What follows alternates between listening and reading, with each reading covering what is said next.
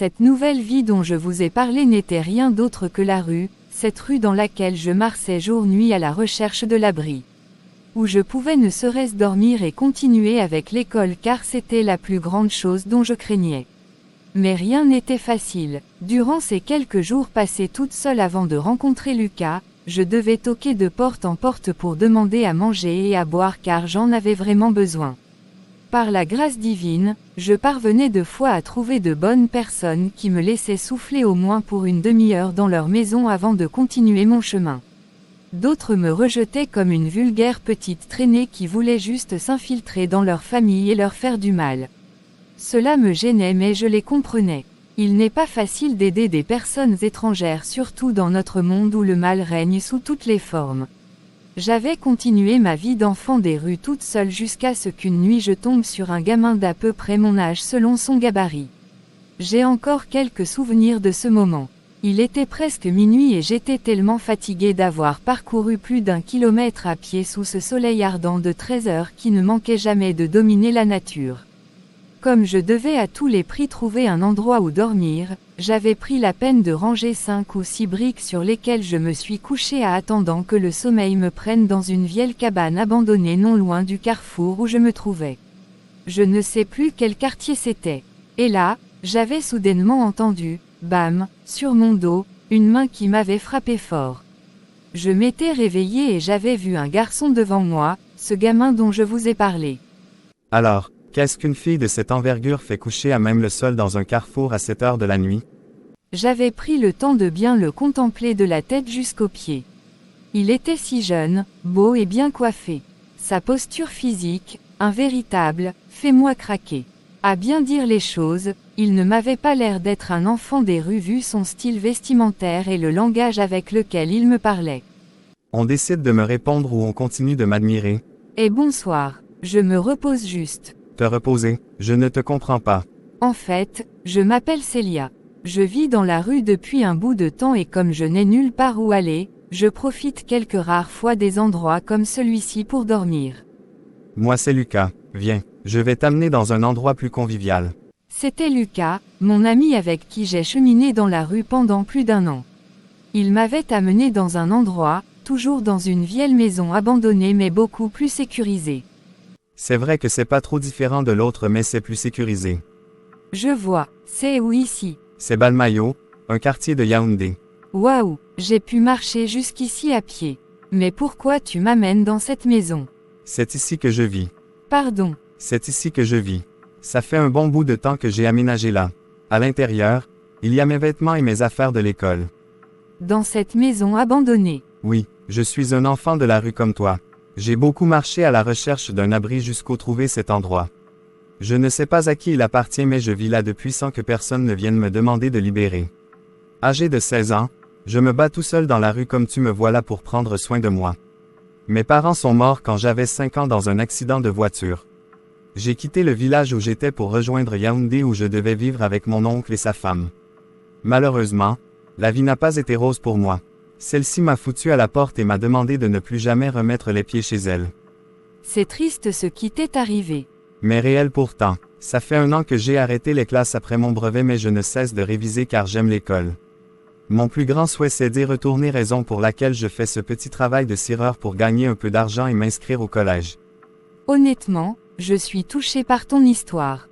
J'admire beaucoup ta bravoure. Je me suis toujours demandé pourquoi les gens sont si cruels envers les autres. Pourquoi tant de haine, de méchanceté entre les hommes? Ah, ne t'inquiète pas pour le savoir, tu n'auras jamais de réponse. La méchanceté n'a pas de raison valable, c'est tout. C'est triste. Bon, parle-moi de toi. Moi, nos histoires sont presque pareilles. Je lui avais conté mon histoire de ma naissance jusqu'à notre rencontre.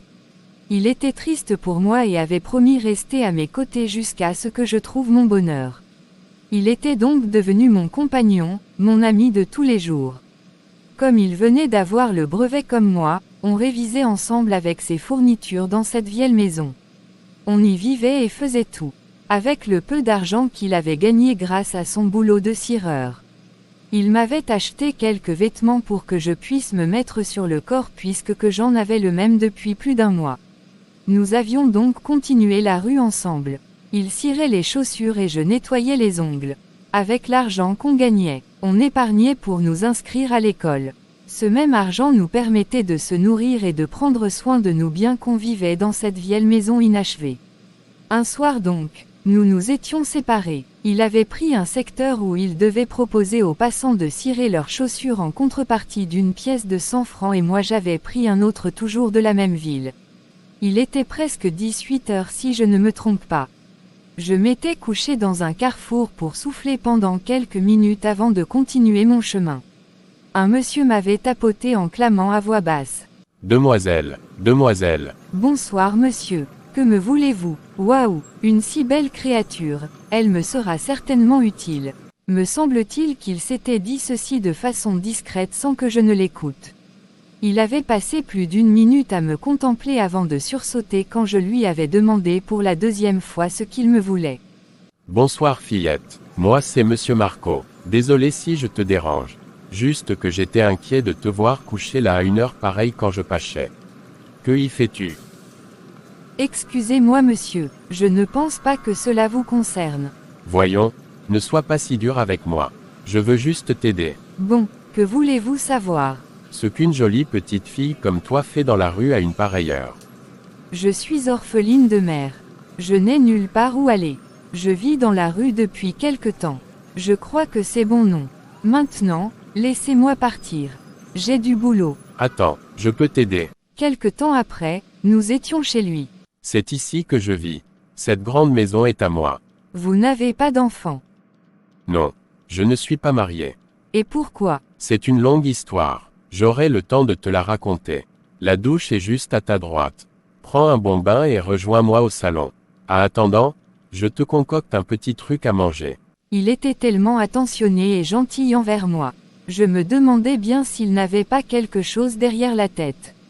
J'avais pris mon bain comme demandé et je l'avais rejoint au salon une demi-heure après. De là, nous causions de moi. Je lui avais raconté mon histoire. Il était sidéré et m'avait montré combien de fois ça le gênait de savoir que j'avais autant souffert. Je l'appréciais déjà sans vraiment savoir qui il était. Le lendemain, à mon réveil, j'avais pensé à Lucas et j'avais demandé au monsieur de me laisser rentrer chez moi, au fait dans ma cabane. Quel gâchis! Lucas. C'est qui Lucas? Mon ami, celui qui m'a aidé à m'en sortir dans la rue. Je dois rentrer. Comment ça? Tu n'en es pas obligé. Tu pourras vivre ici et aller de temps à autre lui rendre visite. Non, je ne peux pas, ce serait le trahir. Je dois absolument rentrer. Écoute Célia, tu iras le voir après. Si tu veux, je t'accompagne mais reste d'abord un peu s'il te plaît. Il m'avait l'air louche ce monsieur. Il n'était pas marié, il n'avait pas d'enfant. Je me demandais bien pourquoi il insistait que je reste ce malgré le fait que j'avais accepté. Je vivais donc avec lui comme sa fille. Il avait promis de me faire retourner à l'école si je me comportais bien. Une nuit, j'avais entendu des gens toquer à la porte pendant que je révisais au salon. Le monsieur dormait dans sa chambre. J'avais peur car c'était la première fois que des gens nous rendent visite à cette heure. J'étais allé le réveiller et c'est lui qui avait ouvert la porte. « Bonsoir Marco », avaient repliqué ces personnes qui toquaient à la porte. C'étaient des filles en fait, toutes bien habillées. À les regarder, elles semblaient avoir mon âge à l'exception d'une d'entre elles qui paraissait plus vieille. J'avais pris un bon moment pour remarquer qu'elles étaient plutôt habillées indécemment, on dirait des prostituées. « C'est qui cette fille? Ne me dis pas que tu traites déjà avec les adolescents. » Ah! Un peu de retenue Sandra. C'est une fille que j'ai rencontrée dans la rue. Ah d'accord, une des filles que tu couches avec elle n'est-ce pas? Fallait plutôt me dire ça. Ah, Marco, tu calcules bien tes cibles. Elle n'est pas mal comme fille en tout cas. Arrête s'il te plaît, dis-moi plutôt, vous êtes là pourquoi? Nous n'avons pas eu de clients aujourd'hui et il faudrait bien qu'on dorme quelque part. Comment ça vous n'avez pas eu de clients? Cela n'est pas possible. Ah bon hein, parce que tu crois si tu n'as pas peur du virus Corona c'est tout le monde qui n'a pas peur n'est-ce pas? La rue est sèche, même les boîtes de nuit rien. Chacun s'est confiné. On dirait qu'ils ont tous décidé d'adopter les mesures prises par le gouvernement pour éviter d'être infectés par le virus. Mince, ça va beaucoup jouer sur nous.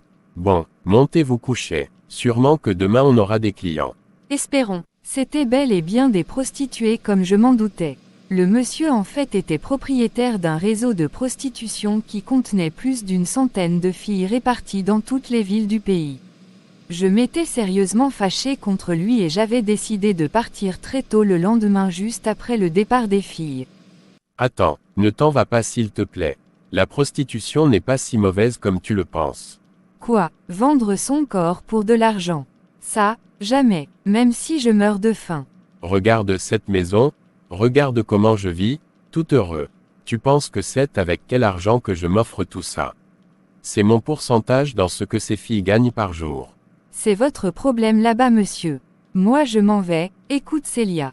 Tu pourras facilement gagner assez d'argent pour t'occuper de toi et continuer avec l'école si tu veux. Célia. Écoute Cial, tu pourras. J'ai dit non monsieur. Pour rien au monde je ne pourrais me prostituer. Je m'en vais. Bon, assez plaisanté comme ça. Où comptes-tu aller si vite? Pardon, que voulez-vous dire par là? On ne se débarrasse pas facilement de moi. Allez viens là. Il m'avait soudainement prise par les mains et me serrait violemment contre son corps. Lâchez-moi, lâchez-moi. Pas sans avoir goûté à ton joli petit corps. Allez viens là. Non monsieur, ne faites pas ça s'il vous plaît. Ah sale pute. Je vais crier si vous continuez. Crie si tu veux. La maison est assez grande pour qu'on entende à l'extérieur. Laisse-moi baisser mon pantalon. Ça va être un véritable plat de régal. Je ne pouvais pas le stopper. Il était déterminé à aller jusqu'au bout et à faire de moi une, désormais déviergée. Et là, l'irréparable était fait. Ça y était, il avait réussi son coup. J'avais vu sa libido me déchiqueter l'hymen et pénétrer le fond de mon tunnel avec son gland. Comme il était si agressif. Je me demandais comment il parvenait à éprouver des sensations vu que je ne gémissais pas, je ne jouissais non plus. Le seul liquide qui coulait de ma chatte était le sang, ce sang qui pouvait donner à n'importe qui l'envie de vomir. Mais il y prenait quand même du plaisir, par la même occasion que je le voyais remuer son corps, je l'entendais crier haut et fort en signe de l'assouvissement qu'il avait à me défoncer le derrière. Comme c'était si répugnant de voir son bassin se frotter contre le mien aussi violemment. Une véritable baise à la con. Après cet acte odieux, il m'avait enfermé dans une chambre pendant que je continuais à saigner.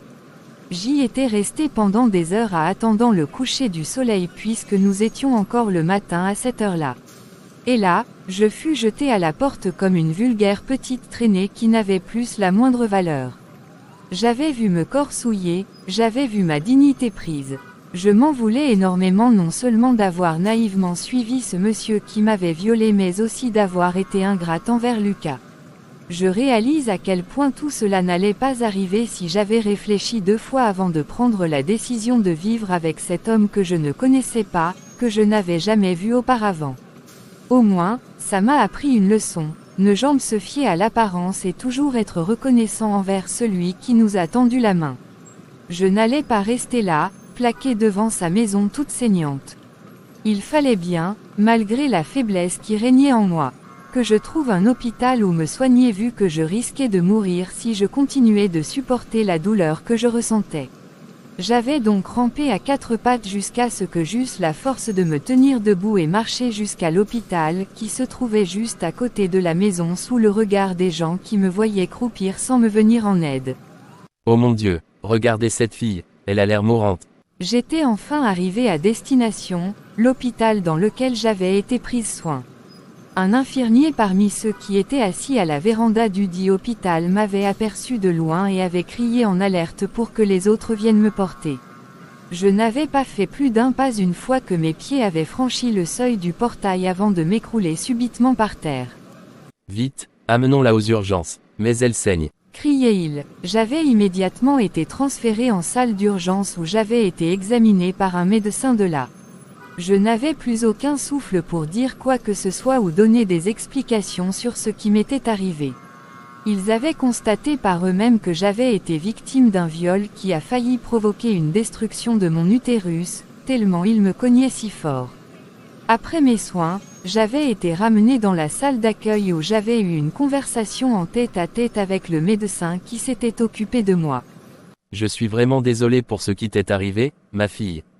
Tu sais, Le viol est devenu un acte très récurrent dans notre monde au point où il n'est plus rare de voir des gens s'écrier lorsqu'ils apprennent qu'une fille a été abusée. Dis-moi, qu'est-ce qui s'est passé? C'est un inconnu qui m'a rencontré dans la rue et a proposé de m'aider.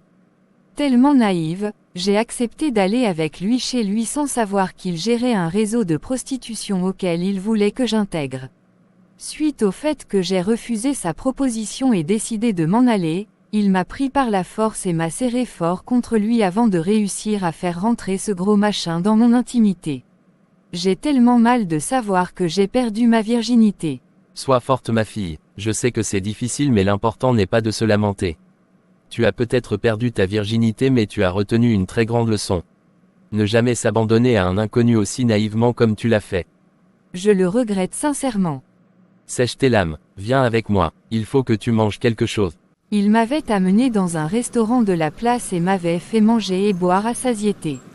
Il m'avait parlé de sa petite famille avec qui il vivait et avait insisté pour que je les rejoigne mais j'avais refusé. Lui disant que j'avais un ami à retrouver, avec qui j'ai commencé dans la rue. J'avais aimé son geste et je l'avais tellement remercié pour cela. Il m'avait remis 20 000 francs pour continuer mon aventure et m'avait laissé partir avec une recommandation comme quoi je devais être prudente et toujours prier Dieu. Merci infiniment docteur. Que Dieu vous bénisse. Mes dernières paroles à son endroit. J'avais recommencé avec mes marches d'auparavant jusqu'à ce que je retombe sur Lucas. Il m'avait vu d'espérer ce jour car je présentais vraiment la mine d'une personne qui n'avait plus de raison de vivre. Célia. Au premier abord, je n'avais pas remarqué celui qui était en face de moi et me parlait. Il m'avait secoué plus d'une fois avant de répliquer pour la seconde fois. C'est moi Lucas, tu ne me reconnais plus. Ah Lucas, désolé. Mais où étais-tu passé? Je t'ai cherché partout. J'ai fouillé toutes les ondes de Yaoundé mais rien. Dieu merci, tu es en vie. Qu'est-ce que tu fais là? Je venais chez toi. Allons, je vais tout expliquer en route.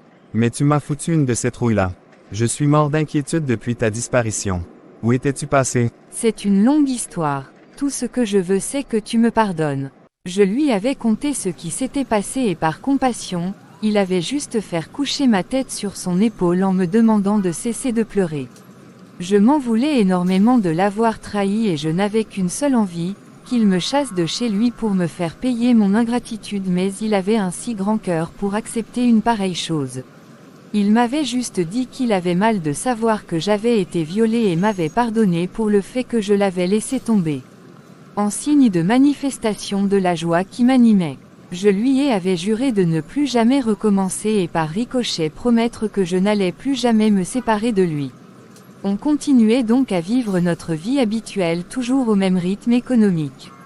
Les petits jobs qu'on exerçait dans les rues.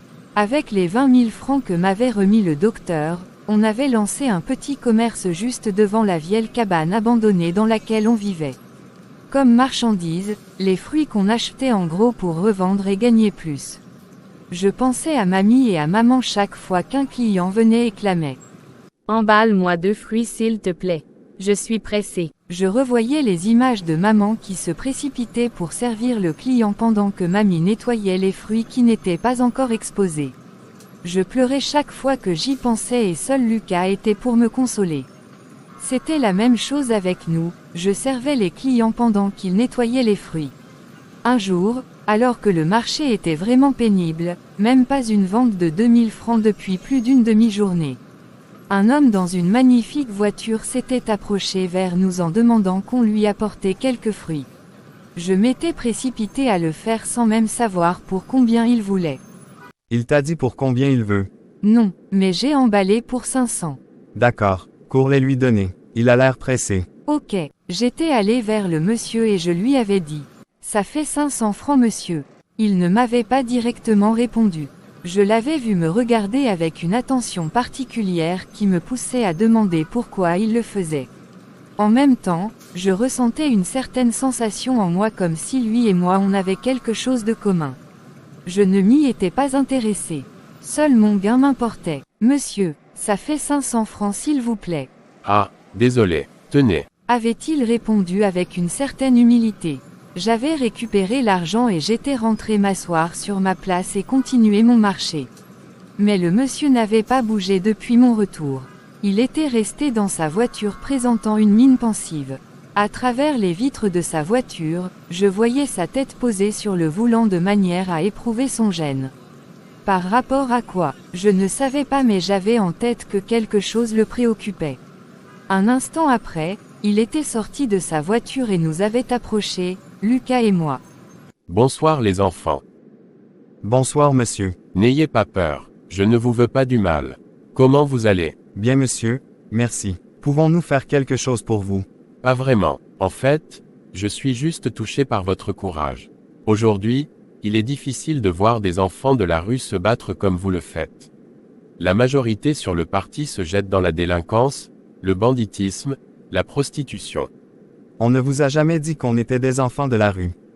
Ah désolé, je suis vraiment désolé que cela vous ait vexé. Mais j'admire vraiment votre courage qui que vous soyez. Ça vous dit de m'accompagner dans un restaurant. Ne vous inquiétez pas, c'est juste une invitation. Vous pouvez partager vos fruits aux passants. Je les achète tous. Lucas et moi s'étions soudainement regardés et avions accepté la proposition du monsieur. Il nous avait amenés dans un restaurant chic de la place et avait insisté qu'on prenne tout ce qu'on voulait à manger comme à boire.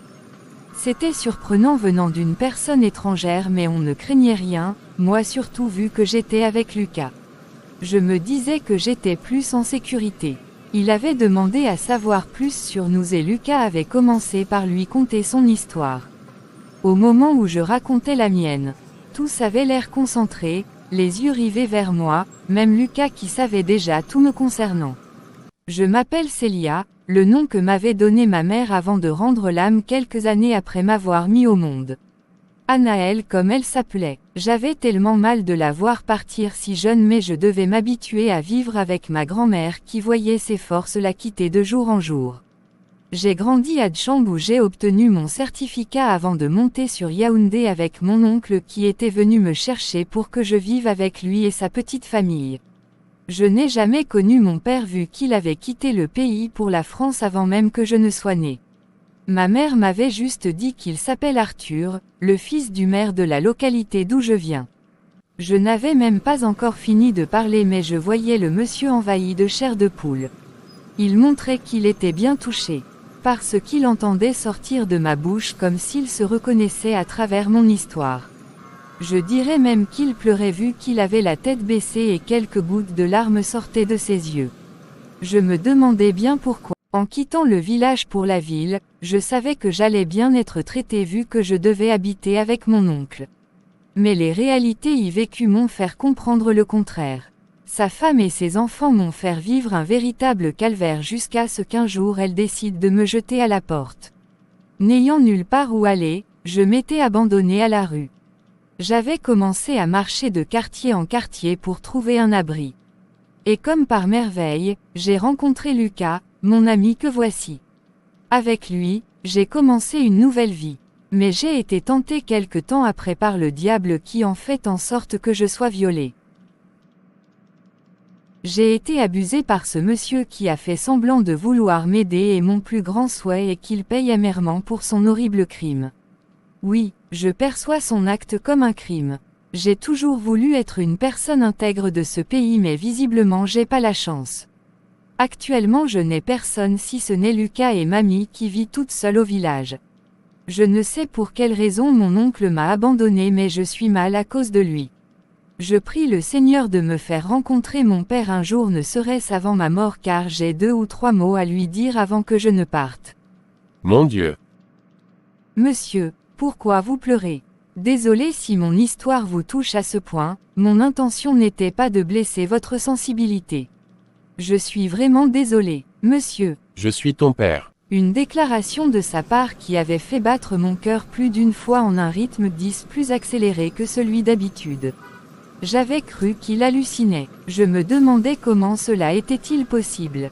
Lucas et moi s'étions soudainement regardés avant que je ne réplique.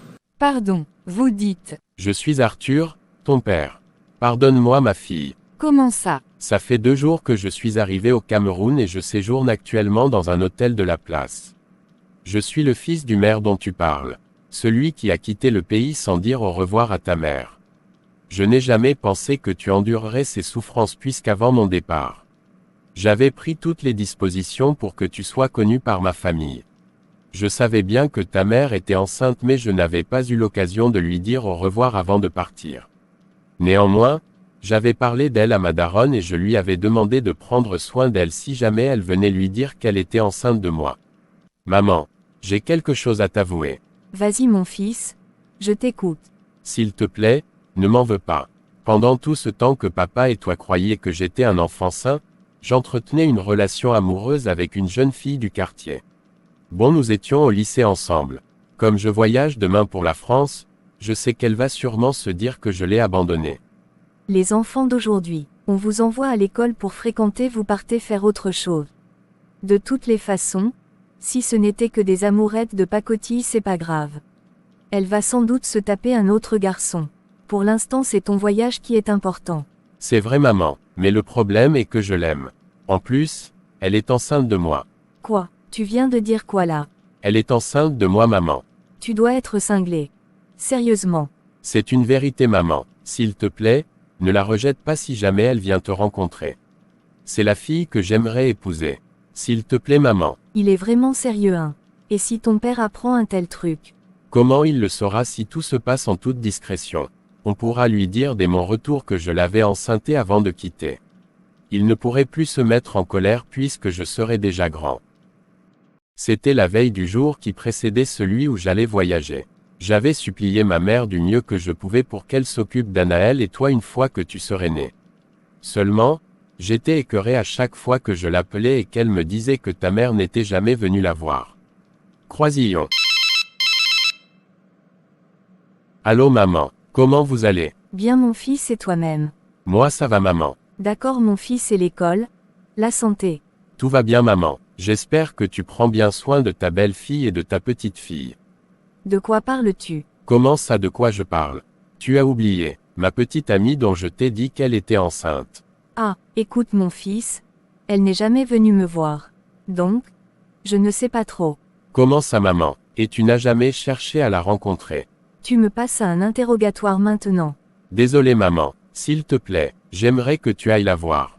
Elle aurait sûrement besoin de notre soutien. Arthur, je pense que tu devrais laisser tomber cette fille. Elle a sûrement trouvé quelqu'un qu'elle aime et qui s'occupe très bien de l'enfant. Tu crois que depuis tout ce temps elle vit comment? Je ne veux pas savoir. Tout ce que je veux c'est que tu ailles la voir. S'il te plaît maman. Ok, je verrai. Tu le feras ou tu verras maman?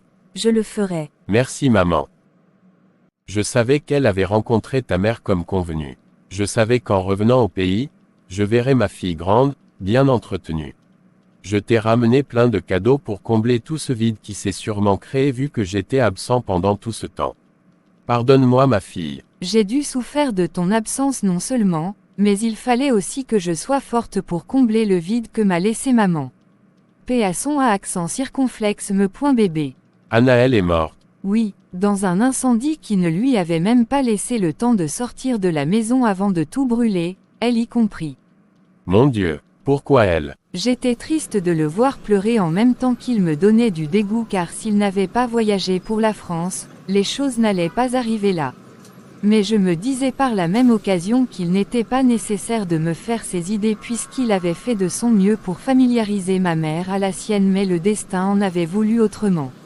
Il s'était mis à genoux pour me demander pardon et était prêt à tout pour se racheter. Je le regardais pendant qu'il pleurait et je jetais de temps à autre un coup d'œil sur Lucas qui me faisait des signes de sa main comme quoi je devais pardonner à mon père. Je l'avais pris par ses deux mains et j'avais répliqué.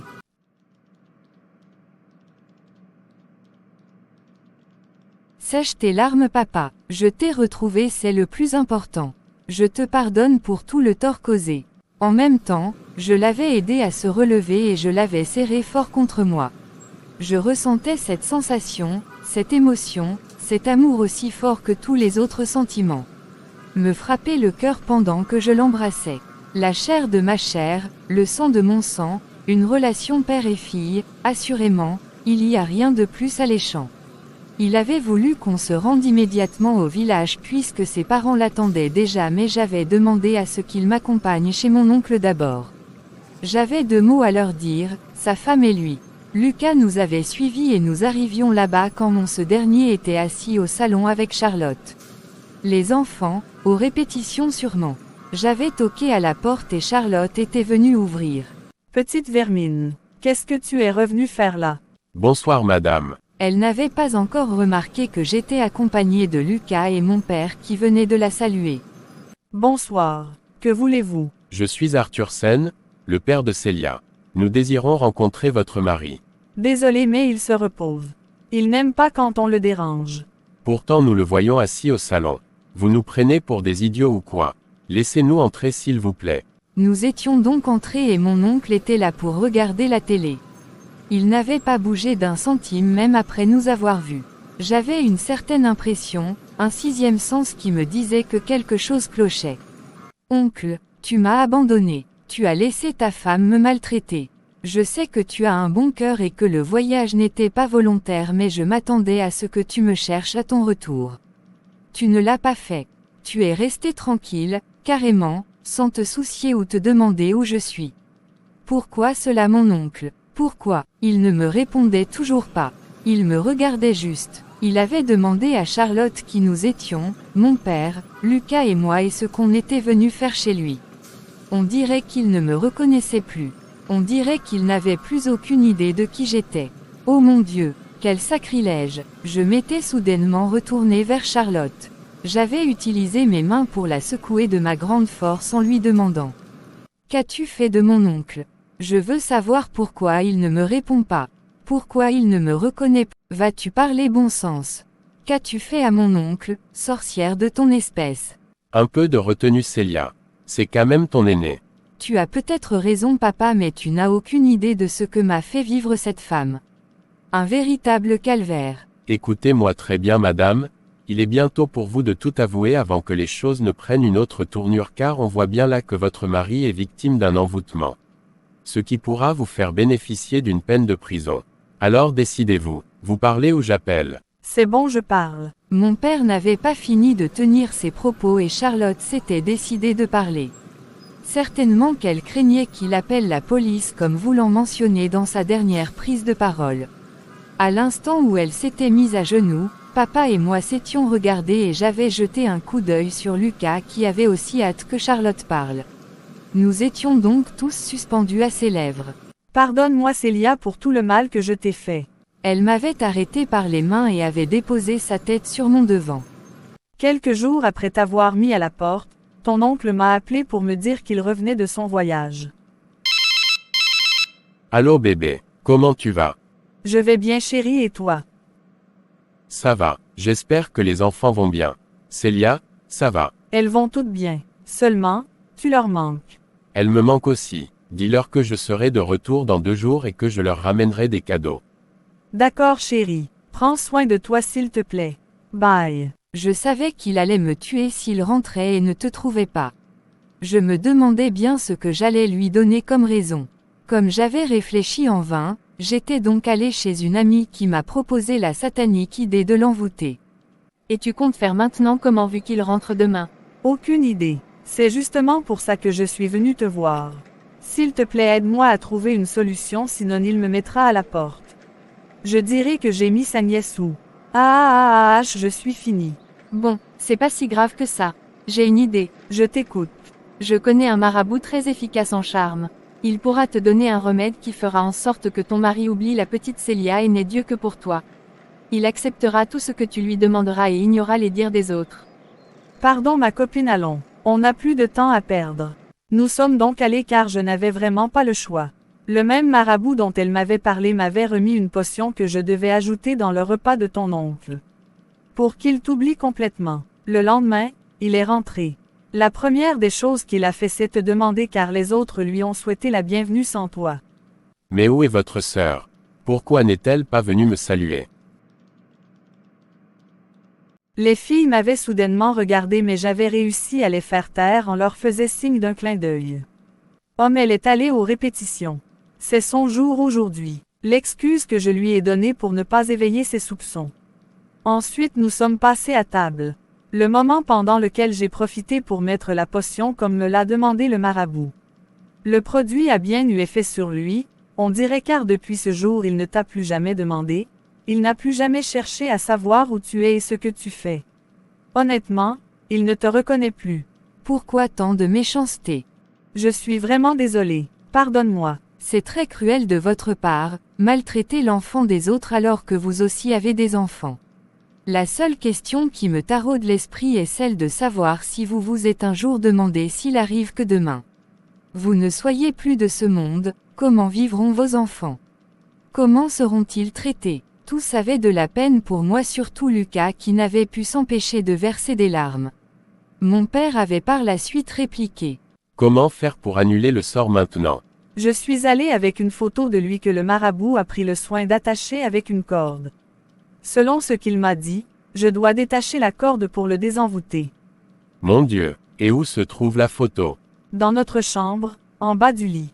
Elle s'était soudainement dirigée vers la chambre et nous avait ramené la photo. Mon oncle était juste là, assis sur l'un des meubles qui était au salon et ne pouvait rien dire. Il ne savait même pas de quoi on parlait vu qu'il agissait sous l'effet du charme. Quand Charlotte avait détaché la corde, je l'avais soudainement vu sursauter comme s'il venait d'être libéré d'un fardeau. Et comme par magie, il m'avait reconnu, il s'était dirigé vers moi et m'avait embrasé.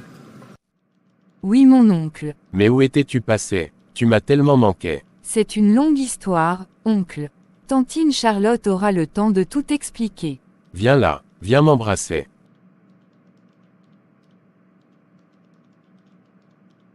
Avant que Charlotte ne lui parle de l'envoûtement, je lui avais raconté ce qui s'était passé durant ces 2 moments de voyage, comment sa femme me maltraitait.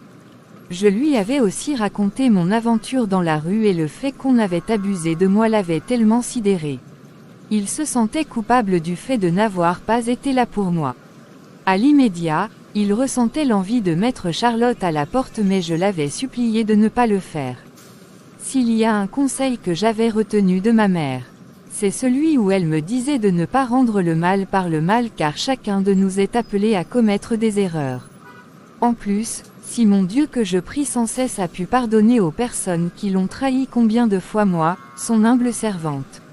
J'avais pardonné à Charlotte pour tout le mal qu'elle m'avait fait. Oncle Sam était très content de faire la rencontre de mon père et ce même soir, nous avions tous mangé à table le repas que nous avait préparé Charlotte. Le lendemain, j'avais voyagé pour Tchang avec mon père. Lucas était resté à Yaoundé mais il me manquait énormément. J'étais tellement contente de savoir que j'allais revoir ma grand-mère et aussi la famille de mon père que je n'avais, jusqu'à ce moment, pas encore connue. Nous étions arrivés à la maison quand mamie était assise à la cour. Je ne me souviens plus trop de ce qu'elle faisait mais j'ai encore la mémoire fraîche pour me rappeler du geste qu'elle avait fait quand elle m'avait vu bondir sur moi comme une lionne pour me souhaiter la bienvenue.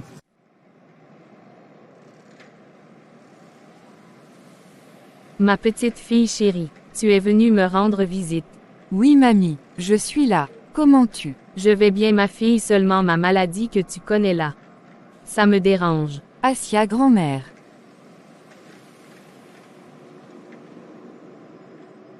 Merci chérie. C'est qui ce monsieur avec toi? Tu ne croiras pas, c'est mon père. Ton père, comment ça? Nous avions soudainement rejoint l'intérieur où j'avais pris le temps de tout expliquer à mamie. Elle était tellement triste pour moi qui avait autant souffert mais heureux en même temps de savoir que le destin nous avait réunis, mon père et moi.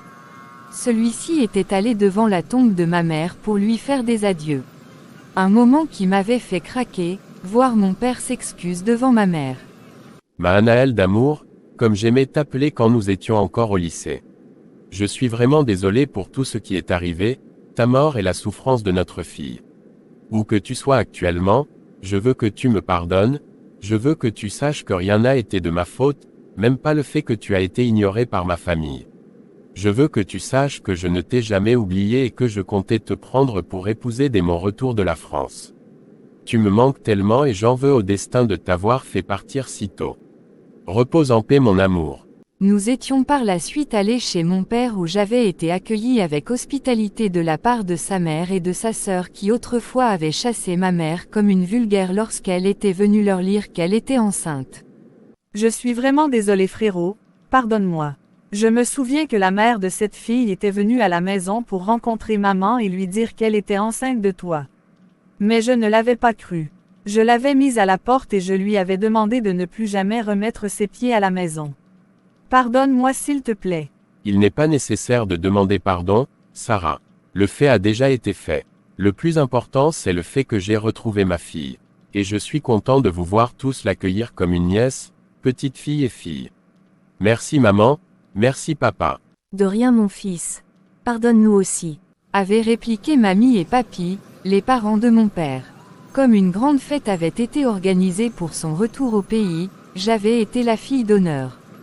Toute sa famille était fière de me rencontrer, mamie aussi était très heureuse de les rencontrer, de me voir enfin jouir de l'attention paternelle qui m'avait manqué pendant des années. J'avais parlé de tantine Lily à mon père et il l'avait aussi invitée.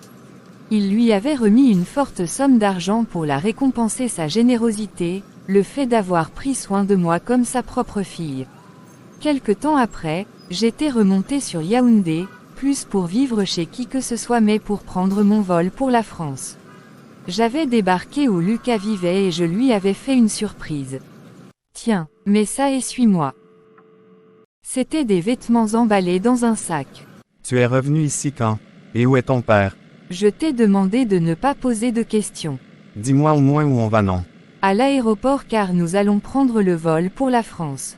Et j'espère que tu ne me poseras plus de questions car tu sais maintenant où on va. En France? Mais comment? Je n'ai même pas de passeport. Ne t'inquiète pas pour ça. Mon père a tout prévu. Papa, je veux te demander quelque chose. Vas-y chérie, je t'écoute. Je m'en voudrais tellement de partir en France avec toi et laisser Lucas tout seul. Il me manque énormément. Tu veux aller lui dire au revoir avant? Pas vraiment. En fait, il a beaucoup fait pour moi.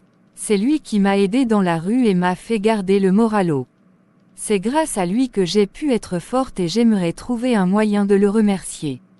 Sois plus explicite chérie. Tu veux qu'on l'amène avec nous n'est-ce pas? C'est cela en fait, papa. Ok, on fera aussi ses papiers. Tu me fourniras quelques informations lui concernant. Merci papa, t'es le meilleur du monde. Allez, dépêchez-vous, le départ est prévu pour une demi-heure. Nous avons donc tous les trois voyagé pour la France où Lucas et moi avons continué avec l'école. Vous vous demandez sans doute où j'ai laissé ma grand-mère et ce que sont devenus Charlotte et ses enfants. Sachez-le, mamie est allée vivre avec la famille de mon père et quelques années après, on nous a appelés en France pour nous annoncer que Charlotte a fait un accident de voiture. Qui lui a fait perdre le contrôle de ses jambes et marcher désormais grâce à un fauteuil roulant. Manuela et Angela ont fait 5 fois le baccalauréat au point d'abandonner pour apprendre chacune d'elles, la couture et la coiffure chez leurs voisines au quartier. Certes, j'ai souffert dans ma vie mais j'ai beaucoup appris de cette souffrance, avoir confiance en soi, toujours garder le moral haut et se donner à fond pour atteindre ses objectifs malgré les épreuves douloureuses. J'ai appris les règles du bien-être et je sais désormais comment vivre avec les autres. À travers mon histoire, je veux agir sur tout le monde entier. D'abord ces enfants qui, comme moi, sont maltraités. La souffrance est une école de sagesse, dites-vous qu'un jour vous cesserez de souffrir et vous verrez enfin le bonheur vous sourire. Ensuite à ces femmes qui font vivre aux enfants des autres un véritable calvaire. Traitez-les désormais comme vos propres enfants car vous ne savez pas ce qu'endureront ceux-ci si jamais vous mourrez. Quelques conseils que j'avais essayé de prodiguer à mes enfants à travers une histoire que je leur ai racontée un soir quand nous étions à la maison. Ismaël, ne t'ai-je pas toujours demandé d'être moins agressif avec ta sœur? Si maman, mais elle n'arrête pas de me provoquer. Demande-lui de me coller la paix. Non non non, je ne veux pas ça. Venez, je vais vous conter une petite histoire. Aujourd'hui, je mène une vie heureuse avec Lucas et nos 2 enfants. Titulaire d'un doctorat en lettres modernes françaises, j'enseigne la même filière à l'université de Sorbonne, LL à Paris. J'ai réalisé mon rêve d'être une grande icône mondiale, et je peux voir le monde entier s'intéresser à mon premier livre, en tant qu'écrivaine que j'ai fait publier sous le titre de Journal intime.